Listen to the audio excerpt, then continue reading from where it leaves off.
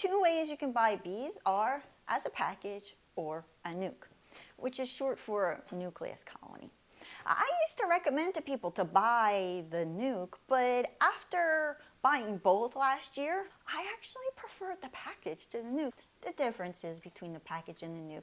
A package of bees is roughly 10,000 worker bees plus one queen in a cage at the top. And then there will be a can full of syrup inside. It's about 3 pounds of bees is really how they're measuring it. They're not counting each individual bee. And then this is a nuke. A nuke is like a starter beehive. So this is specifically for people that are going to be using the Langstroth style hive. It looks like a regular box for a Langstroth hive, but it holds 5 frames instead of 8 or 10. And these frames have honeycomb drawn out, worker bees walking around on them, one queen already walking around. The honeycomb is filled with brood, bees in those developing stages before they hatch, and honey. So the main reason why I prefer packages over nukes is because they're ready earlier. Really, that's the gist of it. So I wrote down the dates because it is now mid to late January, and I've been getting emails from people that sell packages and nukes that you can start putting in your order. And so, let's see, for 2026, the pickup dates for a package are March 27th, 28th, April 10th, and 11th, $145. For a nuke, you can get one raised in Georgia that's going to be driven up April 20th. So almost a full month later, then you can pick up a package for $200, or for $250, you can get one in mid-May that was locally raised. And so that's the thing, is that usually with a package of bees, your bees are coming from further away. A southern state, like here in PA, we are getting our bees from Georgia and Tennessee, where the beekeeping season starts earlier. So they are able to mate their queens, get everything set up. Beekeepers in Pennsylvania go down with their truck, load up like, hundreds, thousands, I don't know, packages of bees, and they distribute them to the people in Pennsylvania. And that can be done as early as end of March. But those nukes, those are usually locally made, and so you need to wait until the beekeeping season really starts. Flowers start blooming, the hives start to ramp up, and hives can be split. And so you are waiting considerably longer. And the date that they will be ready is a little bit more wishy-washy than when you're getting that package of bees. So that's why I like packages, because there's a little bit, you have more time to get to know your bees. Packages of bees are also easy to transport. So if you just have a car, and then putting this inside a bin in the back seat isn't so bad. But with this, it's a little bit trickier. There's more bees that are going to be hanging out around the box when you take it. Usually they're in waxed cardboard boxes that you throw away, or the place I bought them from, they asked me to give it back when I was done. So you might be saying, all right, sounds good. Give me a nuke, give me a package. I don't want this nuke. But the times in which I think nukes are better for people is if you are in a really cold climate, then you might want to wait for some local farms to have nukes ready, because you know that these bees handle your climate better. What I did was I bought one package and 2 nukes, and they were wildly different. The package of bees was a mixture of genetics of Italian and Carniolan, and very docile, and the nuke was from a local beekeeper, and the bees are doing well, but they are very aggressive. The other benefit to the nuke is you don't have to release the queen. So if you are scared about beekeeping, like you are scared to just open up that package, releasing the queen from the cage, all those things is kind of terrifying for you, and then a nuke is a safer way to go. You're picking up this box, and you just pick up the frame and you put it into the beehive. And that's it. Just 5 frames, you pick them up, you put them in the beehive, put the box aside, on its side, so any bees that are still in the box will go into the beehive eventually, and you just go. With the package of bees, You have to get a push pin, you have to attach it to a frame, you have to shake the bees out and close it up, and then you have to feed them because they have nothing. Whereas with a nuke, you don't have to feed them. So there are more steps to the package, but you know what? There are a lot of steps to beekeeping. I have a video I'm going to be posting in a couple weeks on how to install a package. And I have an online beekeeping course where I explain all these things step by step. I have lots of handouts. You bring it out with you to the bee yard and you can email me questions. Because I am very confident that you can install a package if you had to. It's just, this is the easier option. Now, if you're buying a nuke, another thing you really want to consider is what kind of beehive you have. First, you need a Langstroth style beehive because you're going to be putting these frames inside. Second, a lot of people will just use all medium boxes, and I highly recommend that as the way to go to make beekeeping and keeping track of your equipment easier. Makes it a lot lighter and easier on the back too. But some people sell nukes on medium-sized frames, like this one. Some people sell nukes in deep frames. So actually in my area, I had a hard time finding, I ended up not being able to find anyone that sold nukes on deep frames, but I have deep boxes, so I had to put my medium frames into a deep box. But if you have a top bar hive, a Layens hive, all these other hive styles, you're gonna have to get a package of bees. You're not going to want a nuke. Another benefit to the nuke is that you don't have to feed right away. There should be 3 frames of developing bees and 2 frames of honey. And so it's good practice to get a feeder. This one I made from a mason jar where I just poked holes in the cap. And I put that into the beehive after I put the frames in the hive. But you don't have to right away. Whereas with the package, you're going to have to feed it right away. There should be a can with syrup inside it already, but that could be empty. But overall, something I really want to tell you is that people really worry about this part. And it makes sense. I was too. I literally had plans to attach a cork to the entrance, the opening of the beehive, so that the bees couldn't get out of the hive and I could pull the cork out of the opening from like 20 feet away, 10 feet away, because I was afraid to be that close when I opened the package of bees. But I had a top bar hive, so the openings were just 3/4 inch holes.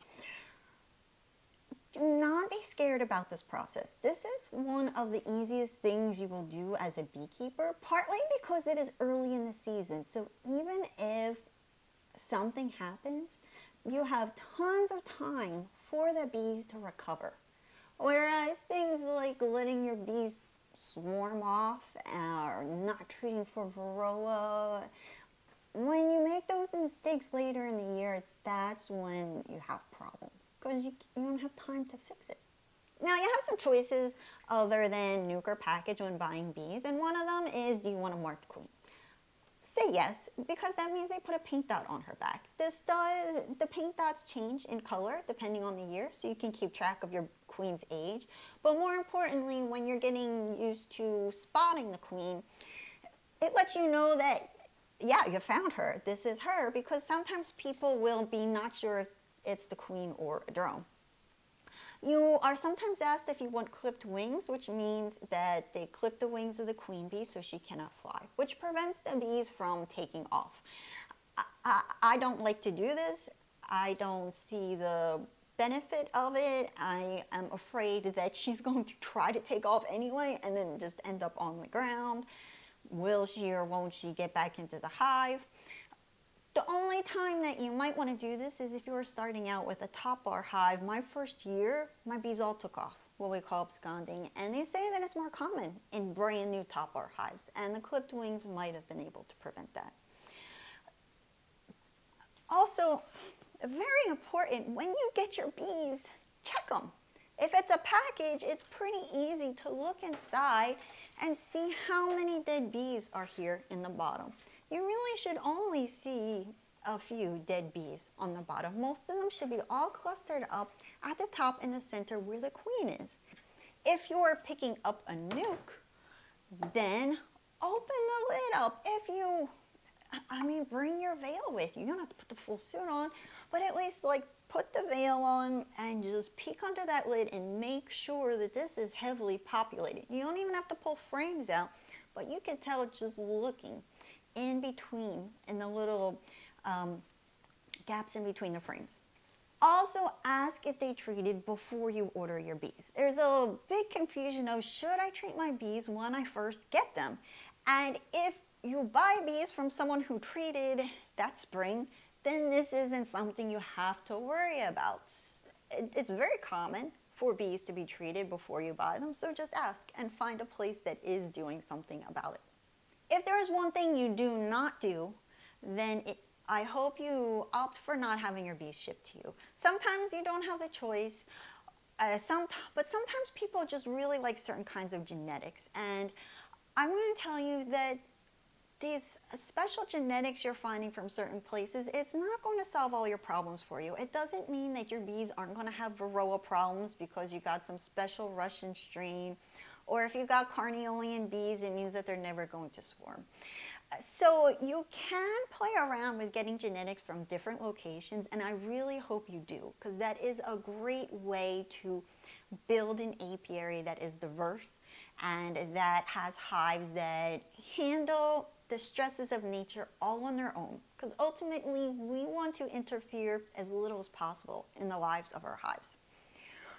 But to start, go as locally as possible, especially if you have a cold winter. And having things shipped, bees arrive dead or the queen arrives dead, people have a hard time getting a refund, or something happens and they arrive a lot later in the mail. There's a wide variety of things that happen. So first, try to find something locally. And then second, if you're going to have them shipped, go to a reputable company that is, licensed, that is either recommended on a Beekeeping Association's website or through the state apiary website. And ideally, you would pick them up from the post office so that they're not sitting in the truck with the mail carrier all day before they end up in your house and are sitting there on your front step in the sun or in the freezing cold. There is a Facebook scam going on. One of my students said that they spent $600 on a package of bees and never heard from the place ever again. So make sure you're finding a place that has a website that is reputable, that has been doing this many years. Now, I touched on this a little bit, but there's a variety of genetics that you can get, and Russian bees are known for dealing with varroa mites a little bit better, but not as friendly. Here in PA, it's snowing out right now, mid-January. It's 30 as the high, and it's going to be in the low 20s as the high next week. And my Italian Carniolan bees, they did really well. They were very calm and gentle. It was a pleasure working with them. They brought in the maximum amount of honey out of all of my hives, even over the local bees that the one beekeeper sold me, who used to do a lot of cutouts and catching swarms. And they are still alive, and it is the end of January. They are not eating through too much of their food. They are right up there with the other local bees. So Carniolan bees are known for having some great genetics. Italian bees is what I worked with in Hawaii, and I love them. I miss them so much. But they are not ideal when you have a colder climate. Italian bees can be known to eat through a little bit too much of their food over wintertime, but great in the warmer climates. They bring in lots of honey and they're very calm. But again, play around. None of this is life or death. You can, well, except for the shipping part, all of this are just different options for you to try. Stay tuned for my next slew of videos, which will be for the beginner beekeeper. Those first 24 to 48 hours, getting ready, your equipment, and all of that fun stuff. So you feel prepared for your bees and confident that you got this, because this is not, it's not that hard. I know it can seem hard, but the thing is that this is nature. And so just like plants die, not every hive survives. And we can't prevent every hive from dying. We just do the best that we can. So We have a lot of different ways of doing things in the beekeeping world. Do your best to pick the one that works best for you and the situation that your bees are in. I have my online beekeeping course, which includes mentorship. If you want somebody that you can email directly to ask questions, you can try it out free for the first month. And we also do our live chats once a month on the first Friday. So I hope you check those out. It's a great way to start to build a community and have real people that you can ask questions specific to you and your bees. Thanks for watching, and see you next time.